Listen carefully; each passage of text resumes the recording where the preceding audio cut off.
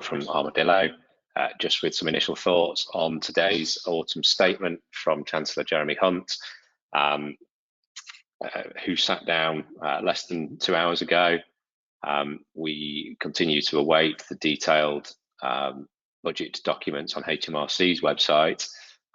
There's only the one document on there as I speak, but I thought it would be useful just to capture some of the headlines and just to give some initial thoughts as to what impact they will have.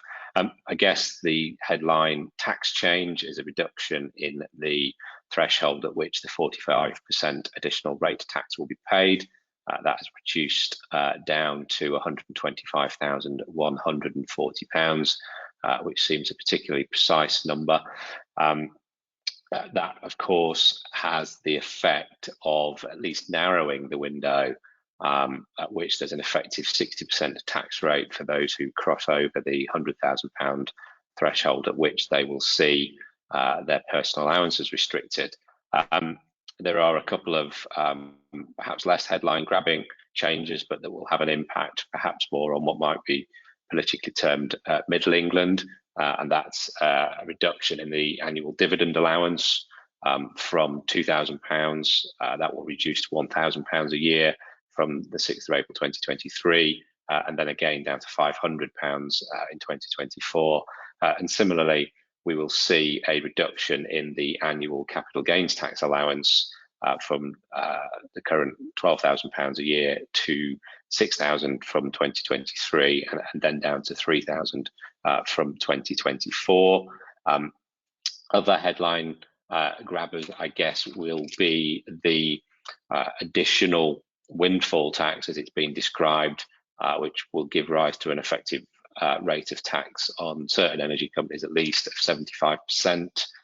That has been extended to 2028, which does beg an interesting question about for how long something could be actually a windfall.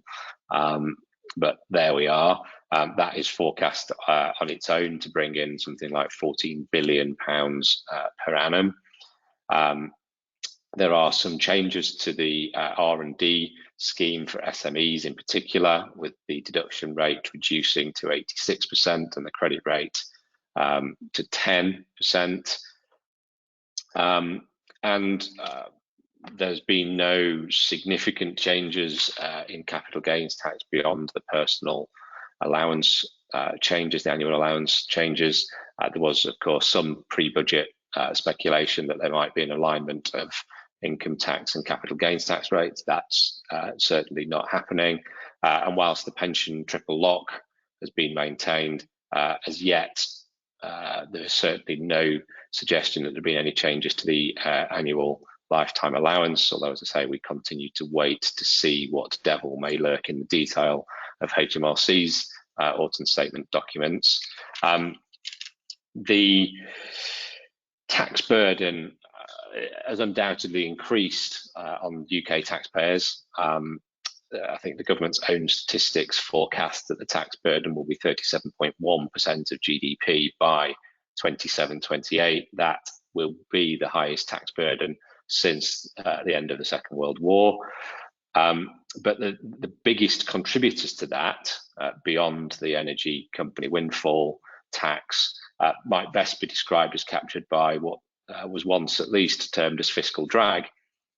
All other income tax thresholds beyond the reduction in the rate at which additional rate of tax will be paid have been frozen until 2028, with the VAT thresholds frozen until 2026. And I think the best way to illustrate the impact that has is to look into the detail of the Treasury's own documents as to the additional revenue, for example, that a freezing of the employer's NIC threshold that the Conservatives once referred to as jobs tax, the freezing of that threshold through until 2028, which of course will be the other side of a general election, is forecast to bring in £25 billion over that period through until 2028. So a significant contributor.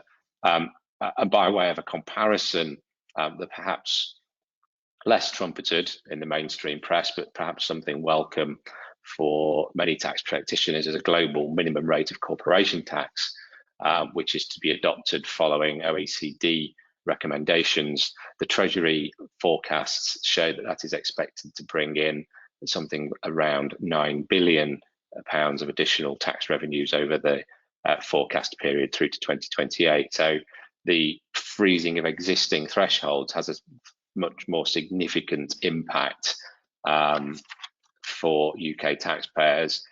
Just some examples of that. Treasury figures suggest that a family with 3 children who are earning between £50,000 and £60,000 will face a marginal rate of tax of 68%. And the Treasury's, easy for me to say, the Treasury's distributional forecasts and analysis show that 55% of households will be worse off as a result of the announcements made in the autumn statement within the last couple of hours. And I think that is the overriding takeaway at this stage. We appear to be in a political landscape at which we have 2 high tax mainstream political parties, and really the political and I guess social choices between the two appear to rest simply upon which members of society should wear that burden. But with, as I say, the highest incidence of tax since the end of the Second World War as a percentage of GDP forecast to arise under a Conservative government, it will be interesting to see which or what political movement the opposition have, and indeed what the response will be of UK taxpayers as we head through difficult times with high inflation, an accepted now recession in our economy, and certainly in post-war Britain, unprecedentedly high levels of tax. And that is, of course, as I say, before we see if there are any horrors awaiting in the shadows of HMRC's website. But of course, if there are any further changes that are announced or snuck in the fine print, we will let our members know. We will update you through the usual channels. And thank you for listening.